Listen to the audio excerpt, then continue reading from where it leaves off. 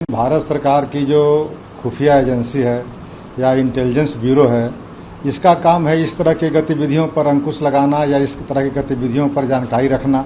अगर वो 8 साल 10 साल पहले इस तरह से आकर के और यहाँ किशनगंज का फेक आईडी बना देता है और कोई पता नहीं चलता यहाँ के खुफिया विभाग को, यहाँ के इंटेलिजेंस ब्यूरो को या यहाँ दूसरे एजेंसी जो है, यह तो उनकी फेलियर है। भारत सरकार की जो एजेंसीज है उसकी फेलियर है। इसलिए इस तरह की इस तरह से बिहार सरकार का भी फेलियर कहा जा सकता है कि बिहार में इस तरह की गतिविधियां हो रही लेकिन उस पर नज़र नहीं है। कम से कम बॉर्डर इलाके में इस तरह के अगर चीज़ें हो तो उस पर सरकार को नज़र रखने की ज़रूरत है। हमने अपनी आपूर्ति जारी रखी हुई है, बकाया के बावजूद भविष्य में भी जारी रखेंगे। हम उनसे राज्यों से स्टॉक बढ़ाने का अनुरोध कर रहे हैं। कोयले की कमी नहीं होगी। केंद्रीय कोयला मंत्री प्रहलाद जोशी ने यह बात कही कि कोयला की कमी नहीं होगी, यह बात कहने से सिर्फ नहीं होगी। जैसे ही ये पावर की समस्या आई वैसे ही लोगों ने ये चर्चा शुरू कर दिया कि कोयले की कमी होगी। कोयला का जो रिसोर्सेज है वो तो बढ़ नहीं रहा है, उसका तो एक सर्टेन स्टॉक है, तो आगे आने वाला समय में कोयले की तो आपूर्ति में कमी आएगी ही। इसको किसी मंत्री किसी के बयान से या किसी पदाधिकारी के बयान से इसको गुमराह नहीं किया जा सकता। अब रही बात कि जितनी आपकी बिजली की आपूर्ति है उतने कोयले का रिसोर्सेज है कि नहीं, और जब कोयले की रिसोर्सेज घटेगा तो फिर उसका वैकल्पिक व्यवस्था आपके पास है कि नहीं, इस बात की जानकारी, इस बात का इत्मीनान होना चाहिए। प्रधानमंत्री मोदी ने 3 तलाक विरोधी कानून, मातृत्व अवकाश जैसे सरकार के महिला समर्थक कदमों की सराहना की है। उन्होंने मानवाधिकारों के नाम पर देश की छवि को खराब करने वालों के खिलाफ चेतावनी भी दी है। देखिए, प्रधानमंत्री जी का इस तरह का बयान कहीं न कहीं से ये लोकतंत्र को बदनाम करने की ये कुत्सित प्रयास कहेंगे, क्योंकि अब जितने भी विकसित राष्ट्र हैं वो दुनिया के पैमाने पर वहाँ ह्यूमन राइट्स को या जो डिफरेंट एजेंसीज है वो इस पर बहुत काम कर रही है। इसके पहले आप देखेंगे कि बहुत तरह के अत्याचार के नाम पर या पुलिस मैनुअल के नाम पर या बहुत सारी चीज़ों के नाम पर तरह तरह के हथकंडे अपनाए जाते थे और इस तरह के प्रताड़ना को झेलना पड़ता था लोगों को।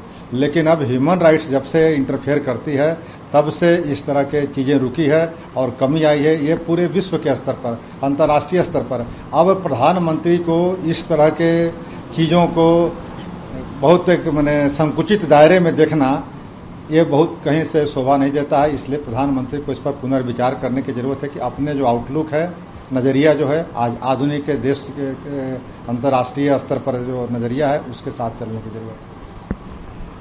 एक बात आई थी कि 2 से 18 वर्ष के आयु वर्ग के लिए कोवैक्सीन को GI ने मंजूरी दे दी है, लेकिन MOH हेल्थ जो है डॉक्टर भारती परवीन पवार ने उन्होंने कहा है कि मूल्यांकन अभी जारी है, कुछ भ्रम है और विशेषज्ञों की समिति के साथ बातचीत चल रही है। अब तक drug control general of India ने इसे मंजूरी नहीं दी। देखिए, इस तरह की सूचनाएं जो है आम लोगों को गुमराह करने वाली है। जब 2 बरस से लेकर के 18 बरस तक के लोगों के लिए, बच्चों के लिए ये ड्रग्स की अभी तक परमिशन नहीं मिली है ये वैक्सीन का, तो फिर इस तरह के बयानबाजी करना, इस तरह के चीज़ों को गुमराह करना कहीं से भी उचित नहीं है। इसलिए भारत सरकार को भी इस पर थोड़ी गंभीरता से विचार करके संज्ञान लेना चाहिए कि इस तरह के अफवाहों में न पड़े और न भारत के लोगों को या अंतर्राष्ट्रीय स्तर पर जो DCI GI है जो उससे क्लियर करके ही इस तरह के बयान देने चाहिए। महबूबा मुफ्ती ने सरकार पे आरोप लगाया है कि जम्मू कश्मीर प्रशासन ने कश्मीर में टारगेट मर्डर के इनपुट के बावजूद भी इसे नजरअंदाज किया है, जिसके चलते ये सब घटनाएं हुई हैं जो हाल के दिनों में गैर कश्मीरियों पर हमला। देखिए, कश्मीर की समस्या आज की नहीं है, लेकिन पिछले विगत कुछ वर्षों में जब से भारतीय जनता पार्टी की सरकार आई तब से इन समस्याओं को समाधान के बदले और उलझते जा रहा है। और सभी लोग जानते हैं कि कश्मीर की समस्या का समाधान ज़बरदस्ती और हथियार के बल पर नहीं हो सकती है। वहाँ के लोगों को समझा करके, वहाँ के लोगों को दिल जीत करके, वहाँ जो डेमोक्रेटिक स्टैंड हो सकता है उसको अपना करके ही वहाँ की समस्याओं का हल कर सकते हैं। और भारतीय जनता पार्टी को अपने कानून पर भरोसा था। उन्होंने आर्टिकल 370 भी हटा दिया। इसके बावजूद भी अगर शांति बहाल कश्मीर के अंदर नहीं हो रही है तो यह भारतीय जनता पार्टी की सरकार की विफलता मानी जाएगी।